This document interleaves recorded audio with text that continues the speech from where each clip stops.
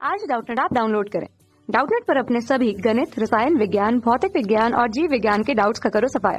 बस प्रश्न की फोटो खींचो, एक ही प्रश्न को क्रॉप करो और तुरंत वीडियो सोल्यूशन पाओ। अभी डाउनलोड करें। जड़त्व क्या है, उदाहरण सहित समझाइए। देखिए दोस्तों, यहाँ पर प्रश्न है जड़त्व। ठीक है, तो जड़त्व हम लोग क्या बोलते हैं दोस्तों। देखिए, कोई भी वस्तु जो होती है दोस्तों, अपने स्थिति में परिवर्तन का विरोध करती है। ठीक है, इसी को हम लोग बोलते हैं जड़त्व। ठीक है, किसी ये देखिए दोस्तों, मैंने यहाँ पर लिख दिया है किसी वस्तु का अपनी स्थिति में परिवर्तन का विरोध करने का गुण, इसी को हम लोग बोलते हैं दोस्तों जड़त्व। ठीक है, कोई भी वस्तु जो है ना, जिस स्थिति में होती है दोस्तों, तो वस्तु उसी स्थिति में रहना चाहता है। ठीक है, अगर कोई वस्तु स्थिर अवस्था में है दोस्तों, तो वो स्थिर में ही रहना चाहता है। ठीक है, और अगर गतिशील अवस्था में तो दोस्तों, तो गतिशील में ही रहना चाहता है। ठीक है, यही गुण हम लोग बोलते हैं जड़त्व। ठीक है, अब देखिए, ये जड़त्व तो हमने देख लिया। ठीक है, जड़त्व क्या होता है।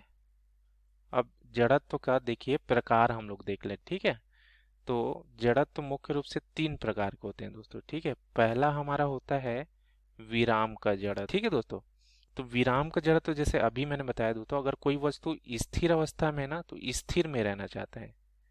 ठीक है, जब तक कि कोई बाह्य बल हम नहीं लगाते दोस्तों। ठीक है, अगर हम बाह्य बल लगाते हैं दोस्तों, तभी उसकी स्थिति में परिवर्तन होगा। ठीक है, अगर बाह्य बल नहीं लग रहा है तो वो उसी स्थिति में रहना चाहता है। ठीक है, तो विराम का जड़ तो क्या होता है दोस्तों, जब कोई वस्तु स्थिर है तो वह स्थिर अवस्था में रहना चाहता है। ठीक है, जब तक कि कोई बाह्य बल ना लगे, इसी को बोलते हैं विराम का जड़त्व।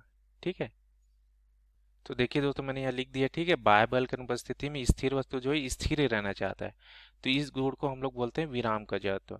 जैसे अगर उदाहरण देखने हैं दोस्तों, ठीक है, बस के एकाएक चलने पर पीछे गिर जाना दोस्तों।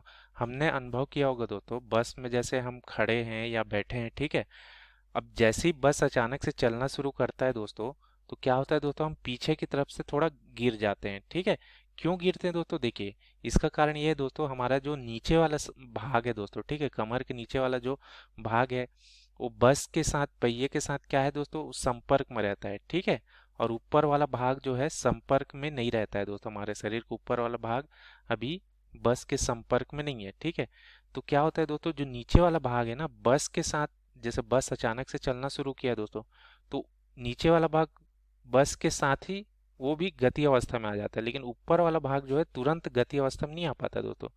वो स्थिर में था, तो स्थिर में ही रहना चाहता है। इसीलिए हम क्या है दोस्तों, बस जैसे ही आगे चलता है तो हम पीछे की तरफ गिर जाते हैं। तो ये क्या हुआ दोस्तों, ये विराम का जड़त्व है दोस्तों। ठीक है, चलिए अब दूसरा हम लोग देख लेते हैं, गति का जड़त्व। जो दूसरा प्रकार है दोस्तों, गति का जड़त्व। ठीक है, तो इसको मैं लिख देता हूँ यहाँ। ये देखिए दोस्तों, गति के जड़ को लिख दिया। क्या लिखा, बाह्य बल की अनुपस्थिति में गतिशील वस्तु का गति में रहना दोस्तों। ठीक है, गति का जड़ तो क्या होता है दोस्तों, अगर कोई वस्तु गति अवस्था में, तो गति अवस्था में ही रहना चाहता है, अगर कोई बाह्य बल नहीं लगता तब तक। ठीक है, तो इसको बोलते हैं गति का जड़त्व। अब इसका उदाहरण देखें दोस्तों, तो यही वाला बस वाला जो है, इसी से ही संबंधित इसका भी उदाहरण। तो ये देखिए दोस्तों, जैसे बस चल रहा है दोस्तों, मान लो बस गति अवस्था में, आप उसमें बैठे हैं। ठीक है, अब बस अचानक से जब रुकता है दोस्तों, तो हम क्या होता है दोस्तों, आगे की ओर गिर जाते हैं। क्यों होता है दोस्तों, क्योंकि देखिए दोस्तों, बस जो हमारा जो शरीर का निचला हिस्सा है, बस के साथ संपर्क में रहने के साथ वो गतिशील अवस्था में है दोस्तों। ठीक है, लेकिन ऊपर वाला भाग जो है बस के साथ संपर्क में नहीं है दोस्तों। तो जैसे ही रुकता है दोस्तों बस, तो नीचे वाला भाग भी उसी के साथ संपर्क होने की वजह से वो भी रुक जाता है, लेकिन ऊपर वाला भाग जो है संपर्क में नहीं है दोस्तों।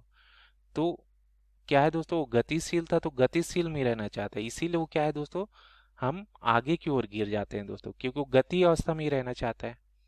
ठीक है, वो तुरंत स्थिर अवस्था में नहीं आ पाता, बस रुकता है तो ये क्या हो गया दोस्तों, गति का जड़त्व। ठीक है, अब तीसरा एक और होता है दोस्तों, हमारा आखिरी, दिशा का जड़त्व। ठीक है, दिशा का जड़ा, तो इसको लिख देता हूँ दोस्तों। देखिए दोस्तों, दिशा का जड़ तो क्या होता है दोस्तों, वस्तु जिस दिशा में है दोस्तों, ठीक है, जिस दिशा में है या जिस दिशा में गति कर रहा है, ठीक है, तो क्या कर, उसका गुण होता है दोस्तों, उसी दिशा में वो गति करते रहे जब तक कि कोई बाह्य बल ना लगे, तो इसको बोलते हैं दिशा का जड़त्व।